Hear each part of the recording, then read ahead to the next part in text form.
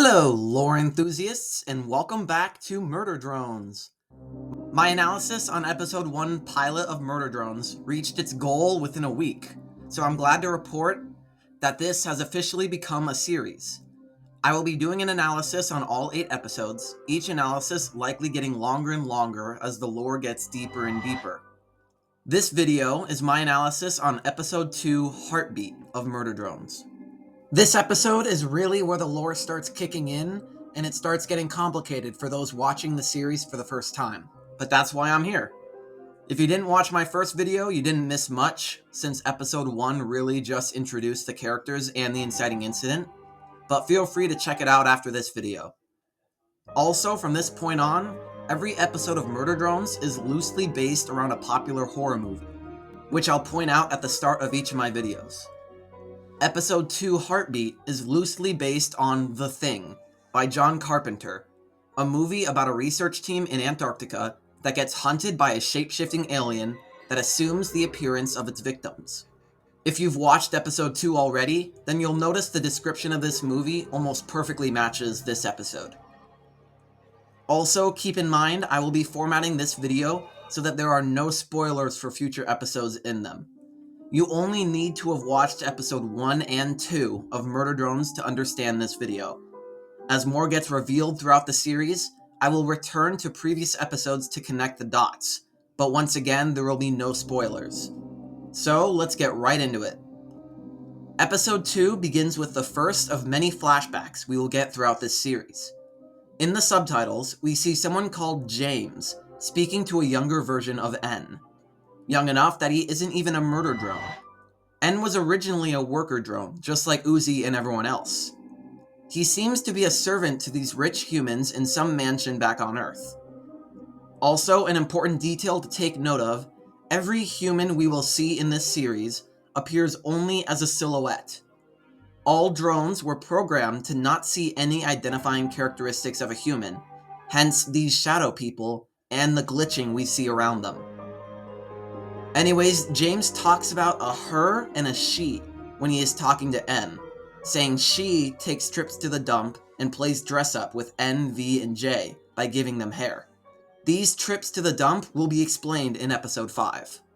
As N walks, he bumps into V and they have a brief moment before J rudely interrupts them.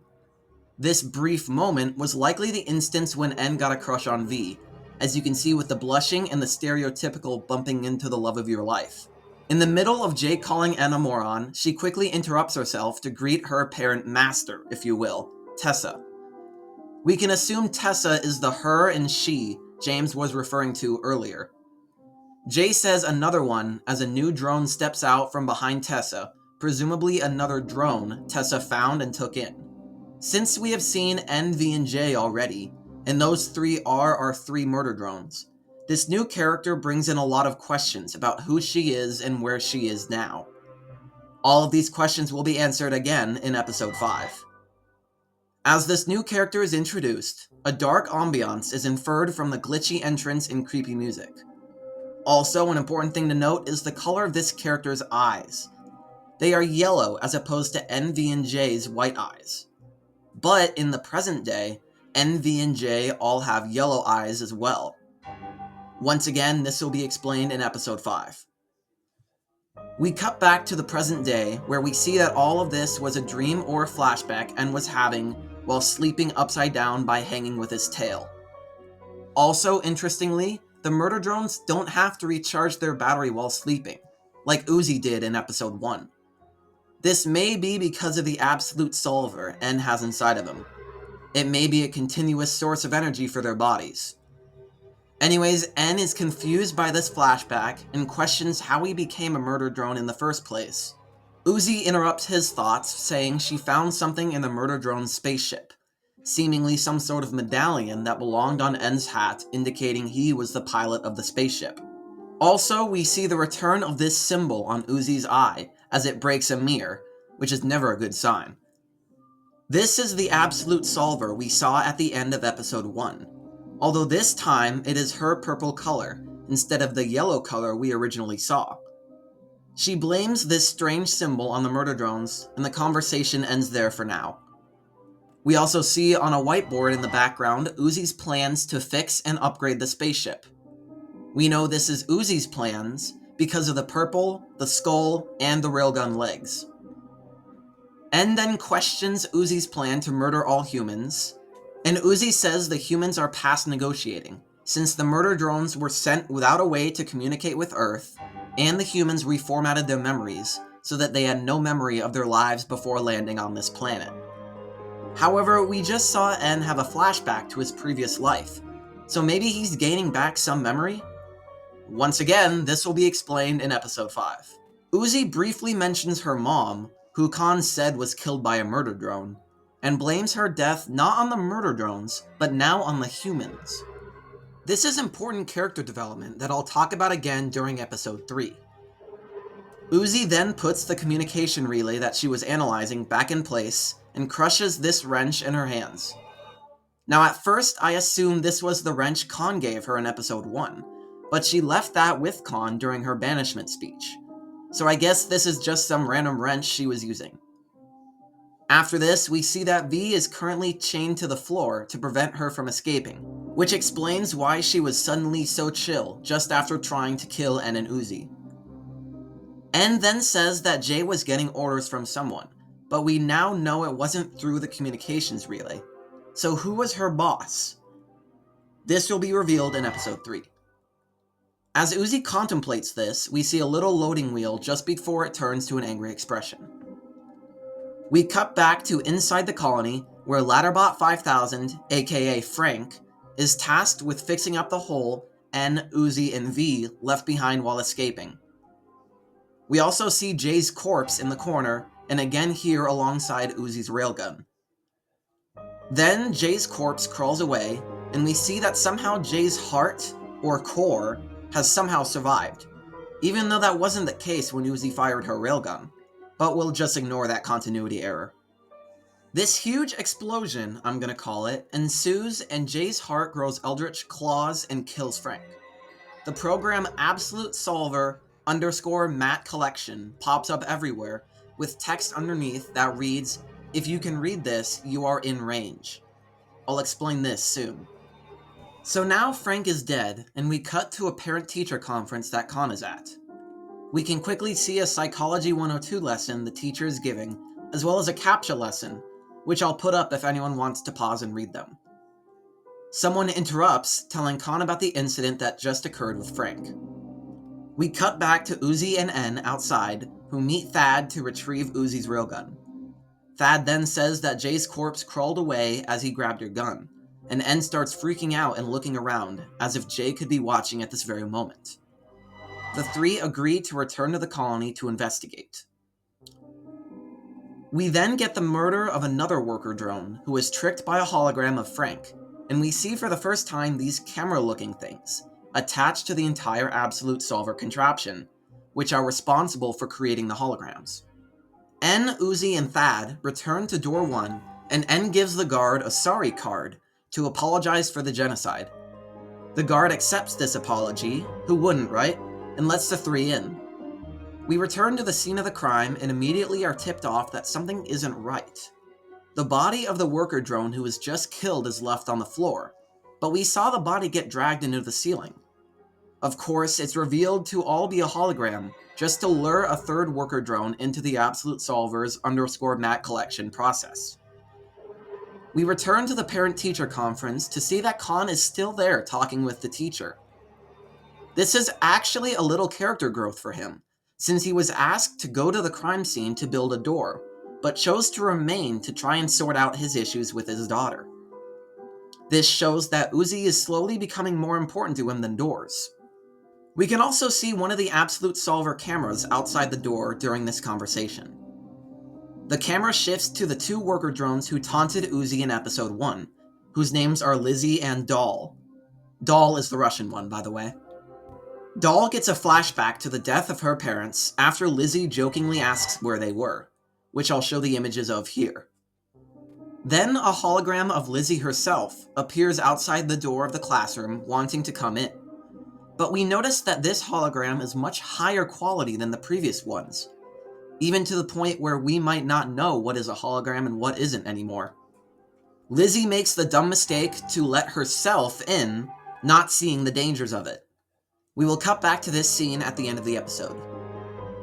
Next, we see Uzi investigate a program error symbol of the Absolute Solver, and this symbol is the exact same symbol that Uzi has on her eye. It says, "Host reboot failed, insufficient material." This is referring to the Absolute Solver trying to regenerate Jay's body, just like N regenerated his head, but the wound in this case was so severe that there wasn't enough material to regenerate with. So now, this MAC collection program has been enabled, spawning the claws and cameras to collect more matter to repair its host, Jay. Then this creepy hand shows up that's connected to the entire Eldritch spawn of the Absolute Solver.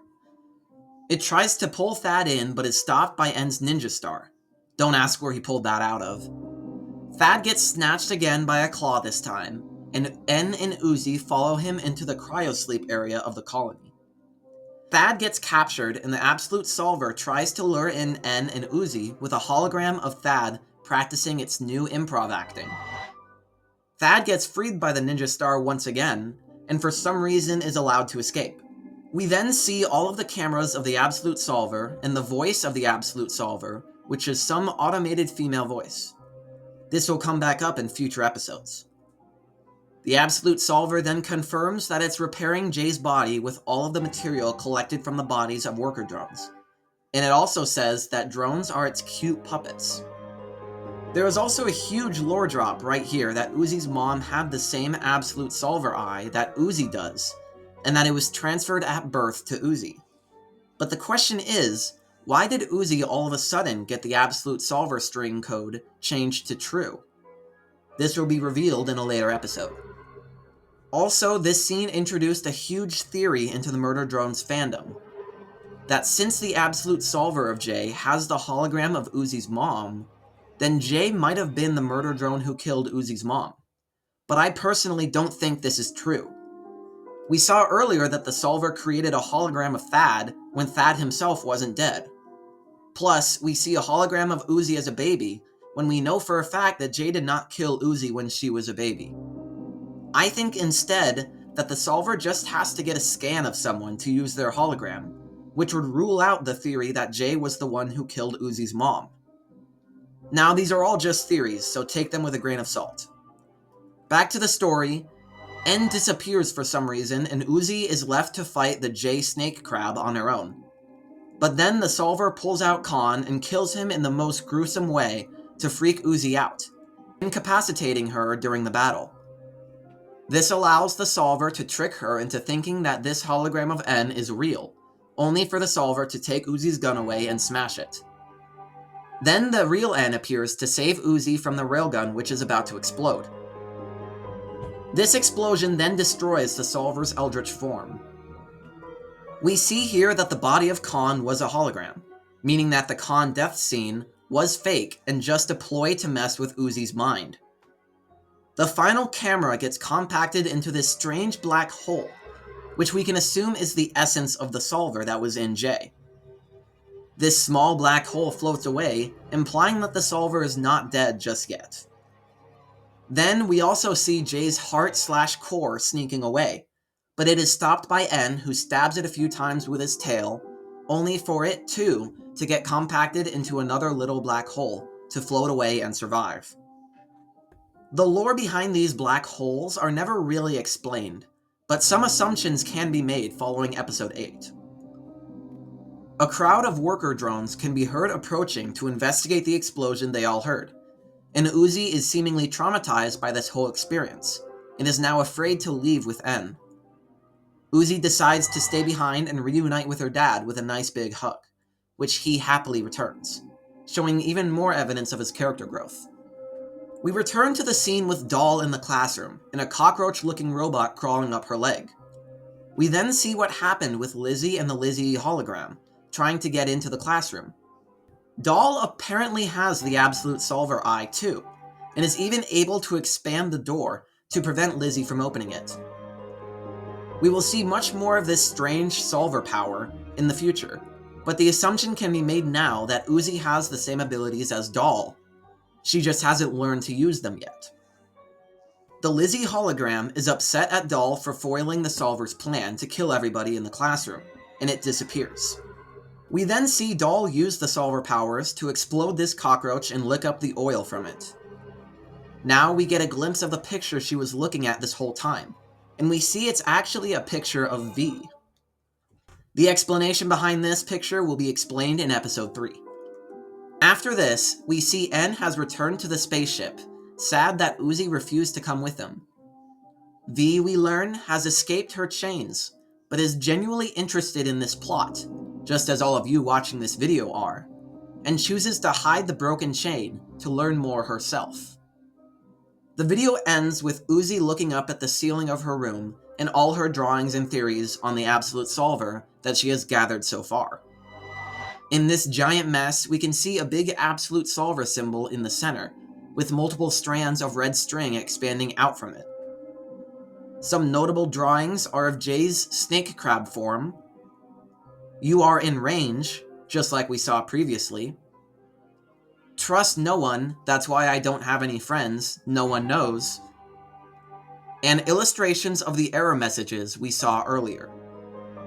And so ends episode 2. This episode primarily served to set up the story behind the absolute solver and leave us with questions regarding how Uzi and Doll have the solver, what it will do to them, and how the solver appeared from Jay's corpse to collect matter. I hope you all will follow along with me as we explore these questions together and as I point out even more details in following episodes. Have a great day, everybody, and see ya!